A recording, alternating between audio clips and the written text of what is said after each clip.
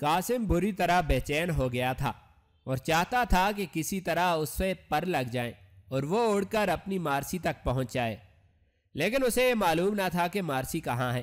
اس نے جذبات سے لبریز لہجے میں پوچھا، کیا تمہیں اس البانوی کنیز کی بیٹی کے بارے میں کچھ خبر ہے کہ ابو جعفر اسے کہاں لے کر جا رہا تھا؟ ہاں مجھے معلوم ہے، ابو جعفر اسے سکندر بیگ کے لیے البانیہ لے جا رہا تھا، لیکن وہ تو البانیہ میں نہیں ہے، میں نے خود معلوم کیا ہے، قاسم نے بے چینی سے کہا۔ اب قاسم کی حالت پر سپہ سالار غور کرنے لگا۔ وہ دیکھ رہا تھا کہ قاسم مارسی کے ذکر پر جذباتی ہوا جا رہا ہے، لیکن وہ مارسی کے بارے میں اس سے زیادہ کچھ نہیں جانتا تھا کہ اسے ابو جعفر آخری بار البانیہ کی جانب لے جا رہا تھا۔ اس نے کسی قدر مایوسی سے کہا، مجھے وارسی کے بارے میں تو کچھ معلوم نہیں، البتہ میں ابو جعفر کے بارے میں جانتا ہوں کہ وہ اس وقت کہاں ہے۔ یہ خبر بھی قاسم کے لیے کم چونکانے والی نہ تھی۔ اس کے بدن کے رونگٹے کھڑے ہونے لگے اور وہ پوری طرح ہمتن گوش ہو گیا۔ سپہ سالار بتا رہا تھا، ابو جعفر اس وقت قسطنطنیہ کے سب سے بڑے کلیسا آیا صوفیہ میں ہے۔ اس کا اصل نام ڈیمونان ہے اور وہ آیا صوفیہ میں ایک معزز بطریق ہے۔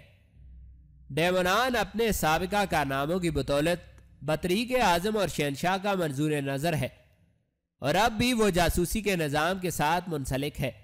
قاسم کے لیے یہ معلومات بے حد حیران کن تھیں۔ ابو جعفر کی اصلیت جان کر اس کا دل بلیوں اچھلنے لگا۔ اسے یوں محسوس ہوا جیسے اگر وہ ابو جعفر تک پہنچ گیا تو اپنی مارسی تک بھی پہنچ جائے گا۔ قاسم کو اس سے زیادہ سپہ سالار سے کچھ نہ پوچھنا تھا، لیکن پھر بھی وہ دیر تک سپہ سالار کے ساتھ بہت سی باتیں کرتا رہا۔ اس نے سپہ سالار سے یہ بھی معلوم کر لیا کہ ادرنا میں کیسر کے اور کتنے جاسوس سرگرمیوں میں ملوث ہیں۔ سپہ سالار سے تمام راز اگلوانے کے بعد قاسم وہاں سے اٹھا اور جانے لگا تو سپہ سالار بھی عجلت میں اٹھ کھڑا ہوا اور بولا، یہ کیا، تم تو جا رہے ہو اور وہ تمہارا سودا میرا کیا ہوگا؟ تمہیں گھبرانے کی ضرورت نہیں، میں رات کو کسی وقت تمہیں یہاں سے نکال دوں گا۔ لیکن وہ رات کبھی نہ آئی، کیونکہ قاسم وہاں سے سیدھا سلطان محمد خان کی خدمت میں حاضر ہوا اور اسے تمام تفصیلات سے آگاہ کیا، جس کے نتیجے میں اگلے روز شہر کے سب سے بڑے چوک میں سفاک قاتل سپہ سالار کی لاش لٹک رہی تھی۔ سلطان نے شہر میں منادی کروا کر لوگوں کو بتایا کہ ینی چری کے سپہ سالار کو ننھے شہزادے کے قتل کے قصاص میں سزائے موت دی گئی ہے، جبکہ ان معلومات کی بنا پر جو قاسم نے سپہ سالار سے حاصل کی تھی، ینی چری میں موجود کئی سالاروں اور بہت سے سپاہیوں کو گرفتار کر لیا گیا تھا، جس کی وجہ سے بغاوت کا خطرہ بھی ٹل گیا تھا۔ سلطان نے ینی چری کے سپہ سالار کو سزائے موت دینے کے بعد ینی چری کے لیے نیا سپہ سالار مقرر کیا، جو قاسم بن ہشام کا دوست آغا حسن تھا۔ آغا حسن کو سپہ سالاری ملی تو فوج کے طور اتوار ہی بدل گئے، کیونکہ آغا حسن ایک مخلص، سچا اور کھرا مسلمان ہونے کے ساتھ ساتھ ایک بہادر اور جنگجو مجاہد بھی تھا۔ پوری فوج میں آغا حسن کی آمد سے غیرت، حمیت اور شجاعت کی لہر دوڑ گئی۔ قاسم بھی آغا حسن کی تعیناتی پر بہت خوش تھا، لیکن اس کے ذہن میں ہر گھڑی قسطنطنیہ جانے کا خیال سمایا ہوا تھا۔ وہ ابو جعفر تک پہنچنا چاہتا تھا تاکہ اپنی مارسی کو ڈھونڈ سکے۔ حقیقت تو یہ ہے کہ اس کے دل نے گزشتہ 6-7 سالوں میں کبھی یہ تسلیم نہ کیا تھا کہ مارسی مر چکی ہے۔ اس کے ذہن میں مارسی ہر وقت موجود تھی، لیکن جب اسے مارسی کے زندہ ہونے کی خبر ملی تھی اس کی نیندیں اڑ چکی تھیں۔ وہ ہر لمحہ قسطنطنیہ جانے کے بارے میں سوچتا رہتا۔ گھر میں حمیرہ نے اسے پریشان دیکھا تو ایک دن پوچھ لیا، آج کل آپ دل گرفتہ دکھائی دیتے ہیں، لگتا ہے کسی بچھڑے ہوئے کی یاد ستا رہی ہے۔ قاسم نے حمیرہ کو مارسی کے بارے میں سب کچھ بتا رکھا تھا، چنانچہ اس نے مسکراتے ہوئے جواب دیا، ہاں، دراصل مجھے ایک عجیب اطلاع ملی ہے، سوچتا ہوں تمہیں بتاؤں یا نہ بتاؤں۔ ایسی بھی کیا اطلاع ہے جو آپ مجھے بتاتے ہوئے بھی گھبراتے ہیں؟ آپ بے فکر ہو کر بتائیے۔ آپ نے مارسی سے محبت کی ہے، لیکن میں نے آپ سے محبت کی ہے، مجھے کچھ فرق نہیں پڑتا، چاہے آپ اس گھر میں مارسی کو زندہ کر کے ہی کیوں نہ لے آئیں۔ قاسم حمیرہ کی بات سے ششدر رہ گیا اور اسے اپنی بیوی پر بے پناہ پیار آنے لگا۔ اس نے حمیرہ کو اپنی باہوں میں بھر لیا اور اپنے ساتھ بھیجتے ہوئے اس کے سر پر اپنی ٹھوڑی ٹکا دی۔ حمیرہ، تم میری زندگی ہو، میری بچی کی ماں ہو، اور سچ تو یہ ہے کہ میری محبت ہو میرا، میں تم سے کچھ نہیں چھپاؤں گا۔ مجھے اطلاع ملی ہے کہ مارسی شہید نہیں ہوئی بلکہ ابھی تک زندہ ہے، لیکن یہ معلوم نہیں ہو سکا کہ وہ کہاں ہے۔ اس کی ماں کا قاتل اور اس کو یہاں سے اغوا کر کے لے جانے والا شخص قسطنطنیہ میں ہے اور اس کا پتہ چل گیا ہے۔ میں چاہتا ہوں کہ کسی طرح سلطان سے اجازت لے کر قسطنطنیہ چلا جاؤں اور مارسی کا پتہ لگانے کی کوشش کروں۔ قاسم نے محسوس کیا کہ مارسی کے زندہ ہونے کی خبر سن کر عمیرہ کا دل دھک سے رہ گیا اور اس کے چہرے پر کسی قدر یاس انگیز حیرت تھی۔ اس نے سر اوپر اٹھایا اور اپنی آنسو بھری پلکیں ٹپٹپاتے ہوئے دھیمے لہجے میں کہا، ارے واہ، یہ تو بہت بڑی خوشخبری ہے۔ اگر مارسی زندہ ہے تو میں خود اسے اپنے ہاتھوں سے دلہن بنا کر یہاں لے آؤں گی۔ وہ آپ کی محبت ہی نہیں، میری بہن بھی ہے اور بہت عظیم بھی۔ میں نے تو کچھ بھی نہیں کیا، جبکہ اس نے اپنا سب کچھ ایمان اور اسلام کے لیے داؤ پر لگا دیا ہے۔ ایسی لڑکی کی تو زیارت کی جانی چاہیے۔ عمیرہ کے دل میں ایک طرف مارسی سے عقیدت کے جذبات امڑ رہے تھے اور دوسری جانب اپنی محبت کے تقسیم ہو جانے کا اندیشہ سر اٹھا رہا تھا، لیکن اس نے اپنے انداز سے کوئی اندیشہ ظاہر نہ ہونے دیا۔ وہ قاسم کی باہوں میں اور بھی سمٹ گئی۔ سلطان محمد خان نے تخت و تاج سنبھال لیا تھا۔ پہلے روز اس پر اپنے بھائی کے قتل کا جو الزام لگا تھا وہ صاف ہو چکا تھا۔ زیادہ تر مائدین سلطنت کو تو یہ سوچ کر یقین آ گیا تھا کہ اگر ننھے شہزادے کے قتل کا حکم سلطان نے دیا ہوتا تو وہ اسے کبھی بھی عین تقریب کے دوران قتل نہ کرواتا۔ وہ اپنی تخت نشینی کے مراسم سے فارغ ہونے کے بعد بھی اس بچے کی جان لینے کی تدابیر پر عمل کر سکتا تھا۔ اس شیرخوار بچے کو تخت نشین کرنے کا خیال کسی رکن سلطنت کے دل میں موجود نہ تھا، بلکہ سب محمد خان کے حامی تھے۔ سلطان تو تخت نشینی سے 2 روز قبل ہی ادرنا آیا تھا، جبکہ فوج کا سربراہ پہلے سے ہی یہاں موجود تھا۔ اگر یہ کام سلطان نے کروانا ہوتا تو وہ ان سرداروں سے کرواتا جو ایشیائے کوچک سے ادرنا اس کے ساتھ آئے تھے اور جن پر اس کو مکمل بھروسہ تھا۔ ادرنا میں آتے ہی ایک ایسے سردار کو جو اس کے لیے کوئی مانوس شخص نہ تھا، اس طرح کا حکم دینا معمولی احتیاط کے بھی برخلاف تھا۔ پھر سب سے بڑی بات یہ تھی کہ ینیچری کے سپہ سالار نے مرتے دم تک دوبارہ سلطان پر الزام نہ لگایا تھا۔ یہی باتیں سوچ کر اراکین سلطنت مطمئن ہو گئے۔ دراصل ینیچری چونکہ سلطنت عثمانیہ کی لاڈلی فوج سمجھی جاتی تھی، اس لیے اس فوج اور اس فوج کے سرداروں میں عام طور پر سرکشی اور بغاوت کے اثرات پائے جاتے تھے۔ قاتل سپہ سالار نے سلطان کو اپنے قابو میں رکھنے کے لیے یہ حرکت کی تھی۔ اسے توقع تھی کہ سلطان بغاوت کے ڈر سے اس کی جان بھی نہ لے گا اور ہمیشہ اس سے دبا رہے گا، لیکن سلطان محمد خان بالکل مختلف مزاج کا شخص ثابت ہوا۔ جو لوگ یہ سوچ رہے تھے کہ سلطان محمد خان وہی سلطان ہے جو چند سال پہلے 2 بار ناکام سلطان رہ چکا ہے، لہٰذا اب بھی ناکام رہے گا، وہ محمد خان کے اس اقدام سے خبردار ہو گئے تھے اور انہیں محسوس ہونے لگا تھا کہ سلطان محمد خان اب بچہ نہیں رہا۔ محمد خان کی تخت نشینی سے 3 سال قبل بازنطینی سلطنت کا آخری فرمانروا 12واں قسطنطنیہ کے تخت پر بیٹھ چکا تھا۔ یہ بھی جان پلیولوگس کی طرح چالاک اور ہوشیار آدمی تھا۔ اس نے سلطان محمد خان کی تخت نشینی کے بعد ایشیائے کوچک کے سرکش اور باغیانہ خیالات رکھنے والے امیروں کو سہارا دے کر فوراً ایک بغاوت کرا دی تھی، جس کے سبب سلطان محمد خان کو تخت نشین ہونے کے چند دن بعد ہی ایشیائے کوچک کی جانب متوجہ ہونا پڑا۔ ابھی سلطان ایشیائے کوچک کے نظام سے فارغ نہ ہوا تھا کہ شہنشاہ قسطنطنیہ نے اس کے پاس پیغام بھیجا کہ سلطان مراد خان ثانی کے زمانے سے خاندان عثمانیہ کا ایک شہزادہ اور خان ہمارے پاس نظر بند ہے۔ اس کے اخراجات ضروریہ کے لیے جو رقم سلطانی خزانے سے آتی ہے اس میں اضافہ کرو، ورنہ ہم اس شہزادے کو آزاد کر دیں گے اور آزاد کر کے اسے تمہارے خلاف فوج کشی کرنے میں بھی مدد دیں گے۔ اورخان بایزید یلدرم کا پوتا تھا، جو بایزید یلدرم کے ان بیٹوں میں سے جو جنگ انگورہ کے بعد بکھر گئے تھے ایک کا بیٹا تھا۔ اس لحاظ سے اورخان سلطان مراد خان ثانی کا چچا زاد بھائی بھی تھا۔ قیصر قسطنطنیہ چونکہ سلطان محمد خان کو ایک کمزور طبیعت کا شخص سمجھتا تھا، اس لیے اس نے اس دھمکی کے ذریعے سلطان سے پیسہ ہینٹنا اور اسے دبانا چاہا، لیکن سلطان محمد خان نے اس کی مطلق پرواہ نہ کی۔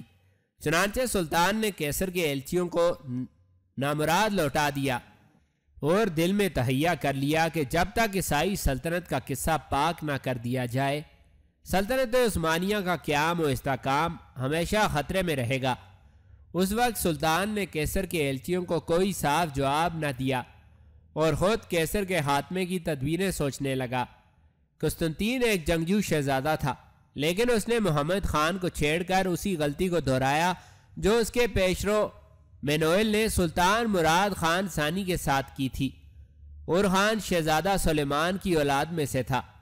شہنشاہ نے سلطان محمد خان کو دھمکی تو دے دی، لیکن اسے معلوم نہ تھا کہ نو عمر سلطان کی قوتیں حیرت انگیز سرعت کے ساتھ ترقی پا چکی ہیں، اور 22 سال کی عمر میں ہی وہ ارادے کی پختگی، فوجی قابلیت اور ملکی تنظیم و تدبیر میں اپنے سے پہلوں کا حریف بن چکا ہے۔ سلطان محمد خان کے وزیر اعظم خلیل پاشا نے قسطنطین کے واپس ہوتے ہوئے ایلچیوں کو اس احمقانہ مطالبے کے خطرات سے آگاہ کیا اور سفیروں سے کہا، تمہارا جنون قسطنطنیہ کو سلطان کے ہاتھوں میں دیکھ کر رہے گا۔ یورپ میں اور خان کے سلطان ہونے کا اعلان کر دو۔ بے شک اہل ہنگری کو اپنی مدد کے لیے بلا لو۔ جو صوبے تم واپس لے سکتے ہو بے شک لے لو، لیکن بہت جلد تم بازنطینی سلطنت کا خاتمہ دیکھو گے۔ جس روز کیسر کے ایلچی سلطان سے ملے، اسی روز سے سلطان نے تہیہ کر لیا تھا کہ وہ قسطنطنیہ کو اپنی سلطنت میں شامل کرے گا۔ سینوپ اور طرابزون کے علاوہ قدیم بازنطینی سلطنت کے تمام ایشیائی علاقوں پر عثمانیوں کا قبضہ ہو چکا تھا۔ یورپ میں صرف قسطنطنیہ اور اس کے مضافات اس سلطنت سے باقی رہ گئے تھے۔ کیسرا کی وہ عظیم الشان سلطنت جو اپنی وسعت اور قوت کے لحاظ سے کبھی دنیا کی تمام سلطنتوں پر فوقیت رکھتی تھی، اب تباہی اور بربادی کی آخری حد تک پہنچ گئی تھی، اور جہاں تک وسعت اور قوت کا تعلق تھا گویا فنا ہو چکی تھی۔ تاہم اس حالت میں بھی قسطنطنیہ کا وجود بجائے خود نہایت اہم تھا، اور کسرے سلطنت کی یہ پہلی اور آخری اینٹ ہنوز اپنی جگہ پر قائم تھی۔ ترکوں نے جس وقت یورپ کی سرزمین پر قدم رکھا، اسی وقت سے اس شہر کو فتح کرنے کا حوصلہ ان کے دلوں میں پیدا ہوتا گیا۔ جو فتوحات کا دائرہ بڑھتا جاتا تھا، ان کے دلوں میں ارادے کی پختگی اور قوت آتی جاتی تھی، اور بالآخر اس کا پہلا عملی اظہار بایزید یلدرم کے عہد میں ہوا، جب اس نے آبنائے باسفورس کے مشرقی ساحل پر ایک مضبوط قلعہ تعمیر کرانے کے بعد قسطنطنیہ کا محاصرہ کر لیا تھا۔ لیکن محاصرے کو چند ہی روز گزرے تھے کہ تیموری حملے نے بایزید کو یہ محاصرہ اٹھا لینے پر مجبور کیا، اور جنگ انگورا کے بعد کچھ دنوں کے لیے قسطنطنیہ محفوظ و مامون ہو گیا۔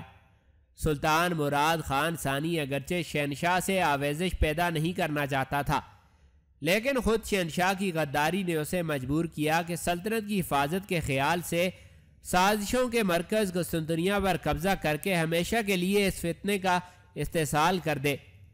مگر سلطنت بازنطینی کے ایام حیات ابھی کچھ باقی تھے، اور سلطان مراد خان کو بھی محاصرہ اٹھا کر اپنی ایک بغاوت فروغ کرنے کے لیے جانا پڑا۔ سلطان محمد خان اچھی طرح جانتا تھا کہ بحر معمورہ میں دونوں ساحلوں پر عثمانیوں کی حکومت ہے، اور درمیان میں قسطنطنیہ عیسائیوں کے قبضے میں ہے۔ چنانچہ جب تک قسطنطنیہ رہا، سلطان کے ایشیائی اور یورپی حصوں کا تعلق قائم نہیں رہ سکتا، لہٰذا جہاں اسے عیسائی سازشوں کا قلعہ کما کرنے کے لیے قسطنطنیہ پر یلغار کرنی تھی، وہاں اپنی سلطنت میں استحکام کے لیے بھی اس کا قسطنطنیہ پر حملہ ناگزیر تھا۔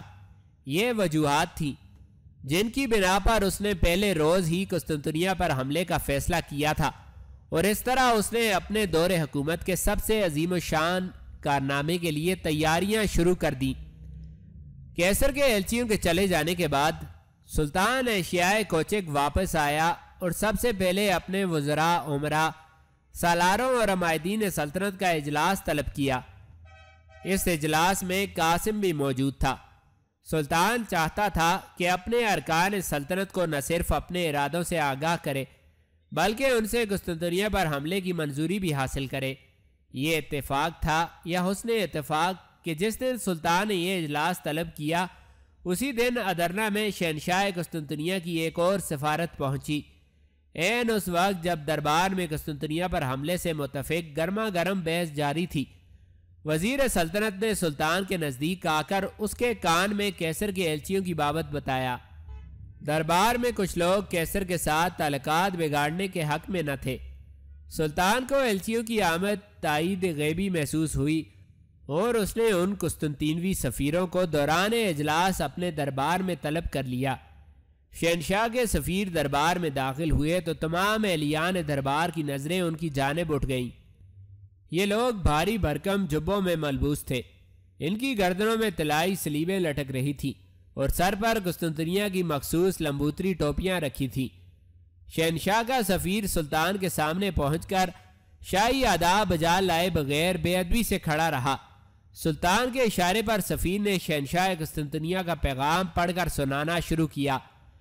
شہنشاہوں کے شہنشاہ کیسر قسطنطنیہ قسطنطین دوازدہم کی جانب سے سلطان محمد خان کے نام، سلطان کو آگاہ کیا جاتا ہے کہ بایزید یلدرم کا پوتا اور سلیمان شاہ کا فرزند اور خان ہماری قید میں ہے، جس کے نان نفقہ کے لیے جو رقم سلطانی خزانے سے بھیجی جاتی ہے وہ ناکافی ہے۔ چنانچہ سلطان کو چاہیے کہ وہ اس رقم میں اضافہ کر کے اسے دوگنا کرے۔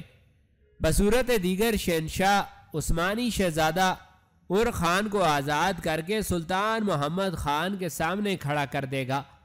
شہنشاہ نے یہ بھی حکم دیا ہے کہ اس مرتبہ شہنشاہ کے ایلچیوں کو ناکام و نامراد لوٹایا گیا تو تمام ذمہ داری سلطان پر ہوگی۔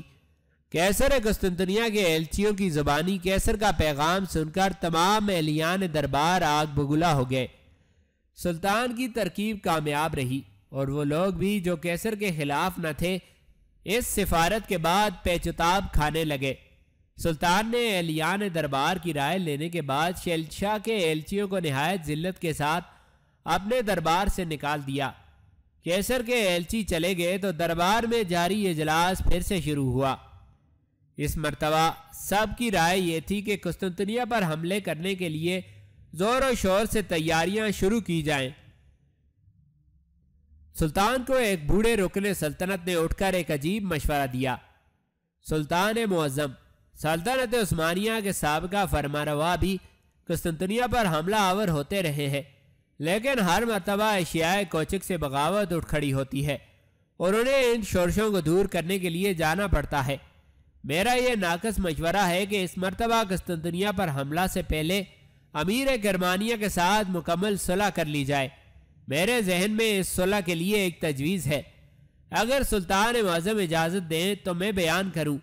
اجازت ہے۔ سلطان معظم امیر کرمانیہ کی ایک نوجوان لڑکی ہے، اگر سلطان معظم اس کے ساتھ عقد کا ارادہ فرما لیں تو مجھے یقین ہے کہ امیر کرمانیہ بخوشی یہ رشتہ قبول کر لے گا اور اس طرح وہ ہمیں قسطنطنیہ کے محاصرے کے دوران پریشان نہ کر سکے گا۔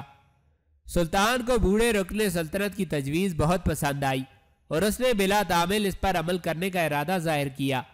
اسی اثناء میں قاسم بن ہشام اپنی نشست پر اٹھ کھڑا ہوا اور سلطان سے کچھ عرض کرنے کی اجازت چاہی۔ سلطان نے قاسم بن ہشام کی جانب دیکھا اور مسکراتے ہوئے بات کرنے کی اجازت دی۔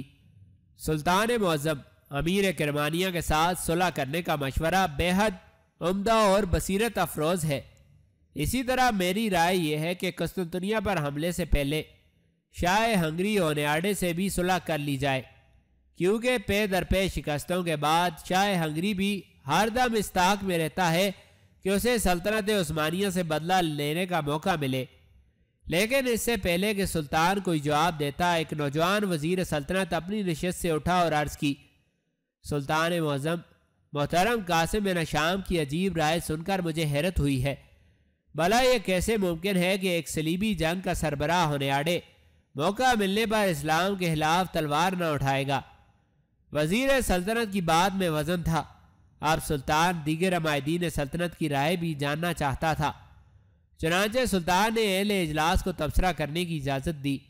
وہی بوڑھا رکن سلطنت پھر اٹھا اور کہنے لگا، سلطان معظم، قاسم بن ہشام کی رائے غیر درست نہیں، اونیاڈے کے ساتھ صلح کی جا سکتی ہے۔ کیونکہ ہونیاڈے خود شہنشاہ قسطنطنیہ کے خلاف مذہبی اختلافات رکھتا ہے۔ اس طرح قسطنطنیائی افواج کا سپہ سالار گرانڈ ڈیوک نوٹاراس بھی ہونیاڈے کو مذہبی اختلافات کی وجہ سے ناپسند کرتا ہے۔ اس میں کچھ شک نہیں کہ دونوں عیسائی ہیں، لیکن سلطان معظم جب سے عیسائیت دو بڑے مذہبی فرقوں میں تقسیم ہوئی ہے، اس کا مرکزی اتحاد پارا پارا ہو کر رہ گیا ہے۔ دونوں فرقے ایک دوسرے کو کافر، مرتد اور گمراہ کہتے ہیں۔ ان میں اتنی محبت بھی باقی نہیں رہی کہ کسی تیسرے دشمن مثلا مسلمانوں کے خلاف کسی محاذ پر متحد ہو سکے۔ سلطان بوڑھے رکن سلطنت کی باتیں بڑے غور سے سن رہا تھا۔ اسی اثناء میں وزیر اعظم خلیل پاشا پہلی مرتبہ اپنی نشست سے اٹھا اور کہنے لگا، سلطان معظم، ہمارے اراکین سلطنت کی دانشمندی اگر اسی طرح قائم رہی تو مجھے یقین ہے کہ سلطنت عثمانیہ پر کبھی زوال نہیں آ سکتا۔ اہل قسطنطنیہ ابھی تک یونانی قدیم کلیسا کے ساتھ وابستہ ہیں اور قسطنطنیہ ہی اس فرقے کا مرکز ہے۔ اس کے برعکس اہل ہنگری نئے فرقے رومن کیتھولک کے ساتھ وابستہ ہے، جس کا مرکز روما میں پاپائے روم کا کلیسا ہے۔ ان کا یہ نفاق اسلام کے لیے اللہ تعالیٰ کی غیبی مدد ہے۔ یہی مناسب وقت ہے کہ ہم عیسائیوں پر ایک آخری اور کاری ضرب لگائیں۔ میں قاسم شام کے مشورے کی تائید کرتا ہوں۔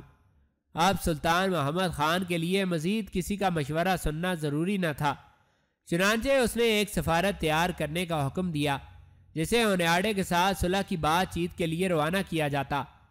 سلطان نے ہونیاڈے کو 3 سال کی جنگ بندی کا پیغام بھیجا اور اسے راضی کرنے کے لیے کافی نرم زبان استعمال کی۔ اسی طرح اب اہل اجلاس کو شمالی یورپ کی طرف سے بھی کوئی خطرہ باقی نہیں رہے گا۔ دربار کا اہم اجلاس ابھی جاری تھا کہ ینیچری کے لشکر کا سپہ سالار نوجوان اور خوبرو آغا حسن سلطان سے اجازت لے کر کہنے لگا، سلطان معظم، ہمیں موریہ کی طرف سے بھی خطرات لاحق ہیں، کیونکہ موریہ کے حکمران شہنشاہ قسطنطنیہ کے بھائی ہیں اور عین ممکن ہے کہ وہ بھی شہنشاہ کی مدد کے لیے آئیں۔ آغا حسن کی بات پر کافی دیر تک دربار میں تبصرہ ہوتا رہا اور پھر باہمی مشورے سے ایک بہترین فوج موریہ کی جانب روانہ کرنے کا فیصلہ بھی کیا گیا۔ سلطان نے اراکین سلطنت کو مخاطب کر کے کہا، معزز اراکین سلطنت، میں محسوس کرتا ہوں کہ قسطنطنیہ اپنے محل وقوع کی وجہ سے بہت محفوظ شہر ہے، کیونکہ اس کے 3 اطراف میں سمندر اور ایک جانب خشکی ہے۔ انہیں سمندر کی موجودگی نے بحری فوج بنانے پر بھی مجبور کر رکھا ہے۔ قسطنطنیہ کے علاوہ یونان اور جنیوا کے جہاز بھی ان کی مدد کو پہنچ سکتے ہیں۔ اس کے برعکس سلطنت عثمانیہ کے پاس بحری طاقت نہ ہونے کے برابر ہے۔ ان کے جہازوں کے مقابلے میں عثمانی کشتیاں بالکل بے بس اور ناکارہ ہو جاتی ہیں، اور پھر ہمارے پاس کشتیاں بھی تو بہت کم ہیں۔ میں سمجھتا ہوں ہمیں قسطنطنیہ پر حملہ سے پہلے اپنی بحری قوت میں اضافہ کرنا ہوگا۔ سلطان کی بات پر اہل دربار کی آنکھوں میں خراج تحسین کی جھلک نظر آئی اور وہ یہ سوچنے پر مجبور ہوئے کہ سلطنت عثمانیہ کو بحری طاقت کی ضرورت ہے۔ دیر تک اسی موضوع پر باتیں ہوتی رہیں۔ قاسم نے سلطان کو بوڑھے ملا عباس کے بارے میں بتایا اور اسے یہ بھی بتایا کہ وہ بڑے بڑے بحری جہازوں کے تیار کروانے اور ان کو سمندر میں جنگی اغراض سے استعمال کرنے کا ماہر ہے۔ سلطان نے اہل دربار کے باہمی مشورے سے بالآخر یہ اعلان کیا کہ سلطنت عثمانیہ کا ایک جنگی بحری بیڑا تیار کیا جائے گا جو فتح قسطنطنیہ کے موقع پر مسلمانوں کے بحری محاذ کو سنبھالے گا۔ آج کا سارا دن اجلاس جاری رہا۔ نماز مغرب کے بعد اجلاس اگلے روز کے لیے برخاست کر دیا گیا اور سلطان نے قاسم کو اپنے کمرہ خاص میں طلب کر لیا۔ قاسم سلطان کے پاس تخلیہ میں پہنچا تو سلطان نے کہا، قاسم بن ہشام، اسلام اور سلطنت عثمانیہ کے لیے آپ کی 10 سالہ خدمت پر نظر ڈالی جائے تو آپ کی عسکری صلاحیتوں میں سراغ رسانی اور جاسوسی نمایاں نظر آتی ہے۔ میں نے قسطنطنیہ پر حملہ کرنے کے لیے ایک اور محاذ پر توجہ دینے کا بھی فیصلہ کیا ہے۔ یہ ہے نظام جاسوسی کا خفیہ محاذ۔ میں چاہتا ہوں قسطنطنیہ کے حفاظتی حصار، فصیل کی حالت، بحری قوت کی تفصیل، جنگی اور دفاعی صلاحیتیں، حتیٰ کہ شہنشاہ قسطنطنیہ کی کمزوریوں تک کچھ بھی میری نظروں سے پوشیدہ نہ رہے۔ یہ بہت مشکل اور خطرناک کام ہے، کیونکہ ان معلومات کے لیے جس کو بھی بھیجا جائے گا ایک غیر ملکی جاسوس کی حیثیت سے اس کی جان ہتھیلی پر رہے گی۔ میں چاہتا ہوں کہ میں قسطنطنیہ میں آپ کی رائے اور مشورے سے اس مقصد کے لیے کسی شخص کو بھیجوں۔ سلطان کی بات کے ساتھ ساتھ قاسم کے رگوپے میں لہو کی گردش تیز ہوتی جا رہی تھی۔ اندھا کیا چاہتا تھا؟ 2 آنکھیں۔ وہ تو پہلے سے ہی قسطنطنیہ جانا چاہتا تھا۔ اس نے بے صبری سے کہا، سلطان معظم، اس اہم اور مشکل مہم پر میں خود روانہ ہونا چاہتا ہوں۔ میں سمجھتا ہوں کہ یہ مقصد کسی بھی اور شخص سے زیادہ بہتر میں انجام دے سکتا ہوں۔ سلطان کے چہرے پر مسکراہٹ پھیل گئی، کیونکہ سلطان خود بھی یہی چاہتا تھا کہ اس مرتبہ وہ ہر کام ٹھیک طریقے سے ناپ تول کر کرے، تاکہ قسطنطنیہ کو فتح کرنے میں کسی قسم کی کوتاہی باقی نہ رہے۔ سلطان بھی یہی چاہتا تھا کہ اس مہم پر قاسم خود روانہ ہو۔ قاسم کو قسطنطنیہ کے لیے تیار دیکھ کر سلطان نے فوراً کہا، ٹھیک ہے، آپ اپنے سفر کی تیاری شروع کریں۔ آپ بہت جلد عیسائی دنیا کے اس قدیم مرکز اور بازنطینی سلطنت کے دارالحکومت قسطنطنیہ روانہ ہو رہے ہیں۔ قاسم بن ہشام، ایک بات یاد رکھیے کہ ہمارے رسول کریم صلی اللہ علیہ وآلہ وسلم نے اپنی زبانی قسطنطنیہ کے فاتح کو جنت کی بشارت دی ہے۔ آپ عثمانی افواج کے قسطنطنیہ میں داخل ہونے سے پہلے اس شہر کو داخلی طور پر فتح کرنے جا رہے ہیں۔ قسطنطنیہ میں پہلے بھی مسلمان آباد ہیں، ان میں سے بعض لوگ سلطنت عثمانیہ کے لیے مدت سے کام کر رہے ہیں۔ قسطنطنیہ میں غلطہ کا نصف حصہ ہمارے آباء میں سلطان بایزید یلدرم نے اس وقت کے شہنشاہ مینوئل سے حاصل کر لیا تھا۔ آپ کو وہاں پریشانی نہیں ہوگی، لیکن پھر بھی جنگی نوعیت کی معلومات حاصل کرنے کے لیے آپ کو بے حد محنت کرنی پڑے گی۔ چنانچہ یہی بہتر ہے کہ آپ جلد سے جلد قسطنطنیہ روانہ ہو جائیں۔ اس مرتبہ سلطان نے مشرقی یورپ کے اس مرکز اور قدیم عیسائیت کے اس مذہبی شہر کو بہر صورت فتح کرنے کا تہیہ کر لیا تھا۔ 9 عمری میں 2 مرتبہ ناکام سلطان بننے کے بعد جب سلطان مراد خان ثانی نے اسے تعلیم و تربیت کے لیے ایدین بھیجا تو اس لاڈلے شہزادے کو اسلامی تعلیمات اور تاریخ پڑھنے کا صحیح معنوں میں موقع ملا۔ اسے معلوم ہوا کہ آقائے نامدار مقصود کائنات سرکار دو عالم خیر الانام حضور نبی کریم صلی اللہ علیہ وآلہ وسلم کو اپنی حیات مبارکہ میں قسطنطنیہ کی فتح سے گہری دلچسپی رہی تھی۔ اس نے تاریخ کا مطالعہ کیا اور اسے معلوم ہوا کہ قسطنطنیہ کو فتح کرنے کی نیت سے پہلا اسلامی حملہ 48 ہجری میں کیا گیا۔ اس مارکے میں کئی اصحاب رسول صلی اللہ علیہ وسلم بھی شریک تھے۔ سابقون الاولون میں حضرت ایوب انصاری جیسے جید صحابہ بھی شامل تھے۔ اسے مطالعے کے دوران یہ بھی معلوم ہوا کہ حضرت ایوب انصاری رضی اللہ تعالی عنہ اسی مارکے میں شہید ہوئے اور قسطنطنیہ کی فصیل کے نزدیک ہی دفن کیے گئے۔ اسے سب سے زیادہ دلچسپی رسول کریم صلی اللہ علیہ وآلہ وسلم کے اس فرمان پر تھی جس میں آپ صلی اللہ علیہ وآلہ وسلم نے فاتح قسطنطنیہ کو جنت کی بشارت دی تھی۔ اسی لیے وہ اس قدر اہتمام اور تیاری کے ساتھ قسطنطنیہ پر حملہ آور ہونا چاہتا تھا۔ ادھر قسطنطین پر یہ مصیبت خود اس کی اپنی غلطی سے نازل ہوئی تھی۔ اس نے سلطان محمد خان کو تخت نشین ہونے کے بعد 2 مرتبہ دھمکی آمیز سفارت بھیج کر اپنی موت کے پروانے پر خود دستخط کیے تھے۔ سلطان نے قاسم بن ہشام کو قسطنطنیہ کے لیے روانہ کیا۔ ایشیائے کوچک کی شورشوں کو فروغ کرنے کے لیے امیر کرمانیہ سے صلح کر لی اور اس کی بیٹی سے عقد کر لیا۔ اس کے بعد 3 سال کے لیے ہونیاڈے سے بھی صلح کر لی، جس کی وجہ سے شمالی یورپ کی طرف سے کوئی خطرہ باقی نہ رہا۔ پھر اس نے ایک فوج موریا میں بھیج دی تاکہ شہنشاہ کے بھائی جو وہاں حکومت کرتے تھے قسطنطنیہ کی مدد سے روک دیے جائیں۔ ان تدبیروں سے فارغ ہو کر اس نے آبنائے باسفورس کے یورپی ساحل اور قسطنطنیہ سے تقریباً 5 میل کے فاصلے پر ایک زبردست قلعہ تعمیر کروانا شروع کیا۔ اس سے پہلے سلطان بایزید یلدرم نے آبنائے باسفورس کے ایشیائی ساحل پر ایک قلعہ تعمیر کروایا تھا۔ سلطان محمد خان نے ایشیائی ساحل کے ٹھیک سامنے آبنائے باسفورس کے یورپی ساحل پر دوسرا قلعہ تعمیر کروانا شروع کیا۔ قسطنطنیہ شہر بھی اسی ساحل پر واقع تھا۔